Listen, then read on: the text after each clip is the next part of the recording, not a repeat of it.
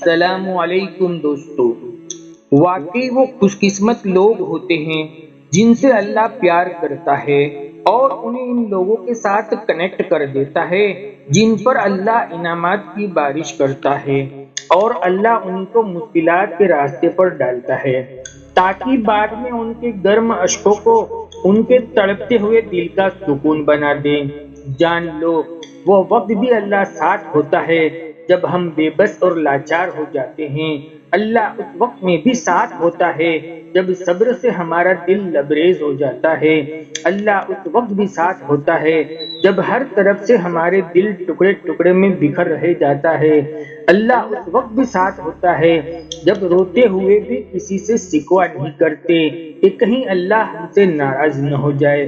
میرا رب قرآن میں فرماتا ہے، اے نبی صلی اللہ علیہ وسلم، آپ کہہ دو، اللہ آسمانوں اور زمین کا پیدا کرنے والا، چھپے اور کھلے کا جاننے والا، تو ہی اپنے بندوں کے ان امور میں فیصلہ فرمائے گا جن میں وہ لوگ الجھ رہے ہیں۔ جان لو اللہ تمہارے ساتھ ہوتا ہے، بالکل تمہارے دل کے قریب۔ وہ تمہیں دیکھ رہا ہوتا ہے کیسے تم صبر کر رہے ہو، صرف اسے راضی کرنے کے لیے تم مسکرا رہے ہو، اپنا درد بھلا کر اس کی رضا کو ڈھونڈتے ہو۔ کیا تمہیں لگتا ہے کہ جو اللہ 70 ماہوں کی محبت، جس کی محبت کا مقابلہ نہیں کر سکتی، وہ تمہیں اکیلا چھوڑ دیتا ہے؟ کیا تمہیں لگتا ہے کہ اس کی 70 ماہوں سے زیادہ محبت تمہارے بہتے آنسوؤں کو برداشت کر سکتی ہے؟ کیا تمہیں لگتا ہے کہ تمہیں بے سہارا دیکھ کر وہ خوش ہوتا ہے؟ جان لو اگر اللہ تمہیں آج آزما رہا ہے، تمہیں انتظار کروا رہا ہے، یا تمہاری من پسند چیزیں نہیں مل رہی ہے، تو یاد رکھو اللہ نے تمہارے لیے کچھ خاص چن لیا ہے۔ وہ تمہیں تمہاری امید سے بھی زیادہ بہترین بدلہ دینے والا ہے۔ جیسے حضرت ابو ہریرہ رضی اللہ تعالیٰ عنہ کو بھوک کی وجہ سے زمین کے اوپر گر جاتے، جن کے پاس ایک وقت کا کھانا کھانے کو نہیں تھا، اللہ نے انہیں گورنر کی کرسی پر بٹھا دیا تھا، کیونکہ اللہ تعالیٰ کا کوئی بھی فیصلہ بے مقصد نہیں ہوتا۔ کچھ چیزیں وہ ہمیں مانگنے سے پہلے عطا کر دیتا ہے اور کچھ چیزیں شاید ہمارے نصیب میں ہی نہیں ہوتی، کیونکہ اس کی مصلحت ہوتی ہے۔ ہر زمانے ان کے سامنے آیا ہے، وہ ہماری فطرت سے واقف ہے، صرف وہ جانتا ہے کہ ہمارے لیے کیا اچھا ہے اور کیا برا۔ ہم اس سے شکوہ نہیں کر سکتے کہ ایسا اس نے کیوں کیا۔ وہ حضرت ابراہیم علیہ السلام کو آگ کے اوپر پہنچا دے، حضرت یونس علیہ السلام کو مچھلی کے پیٹ میں پہنچا دے، وہ حضرت یوسف علیہ السلام کو جیل میں پہنچائے، وہ حضرت حسین رضی اللہ تعالیٰ عنہ کو کربلا کے میدان میں پہنچائے۔ وہ جس طرح چاہتا ہے، جس سبب سے چاہتا ہے، وہ اس کو آزمائش بنا دیتا ہے۔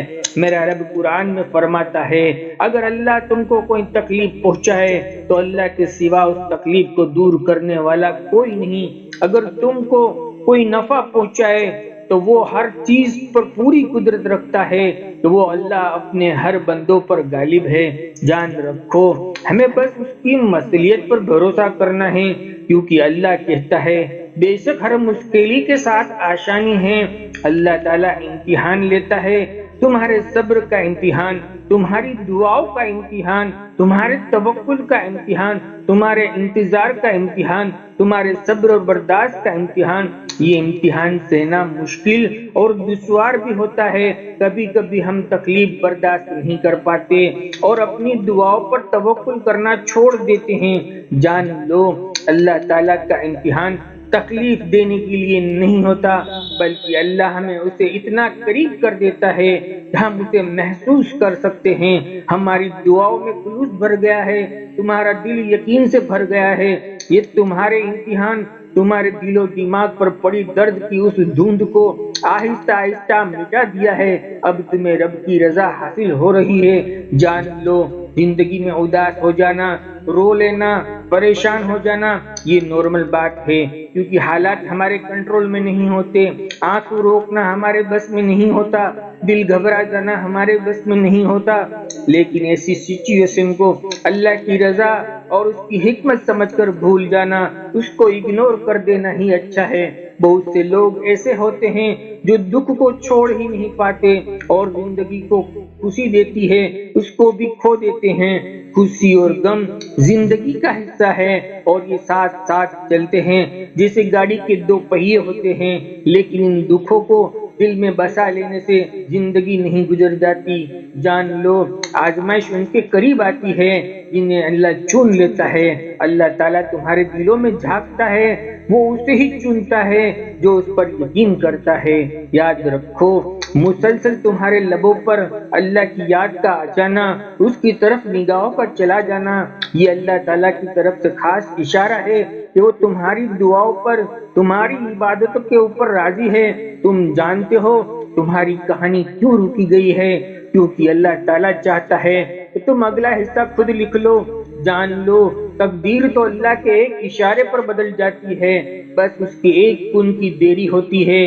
तुम इंशाअल्लाह बहुत जल्द मोजिजात भी देखोगे जिनका तसव्वुर भी तुमने अपनी जिंदगी में नहीं किया होगा। इंशाअल्लाह यकीनन वो तुम्हारी जिंदगी की कहानी इतनी खूबसूरत कर देगा कि मेरी ये बात तुमको उस दिन याद करोगे जिस दिन तुम्हारी आंखें खुशी के आंसुओं से भरी हुई होगी। हमारी दिल से दुआ आप सभी भाई बहन के लिए है, अल्लाह आपके सारे रुके हुए काम को अपने कुन से पूरा फरमा दे, आफियत वाली जिंदगी नसीब फरमाए।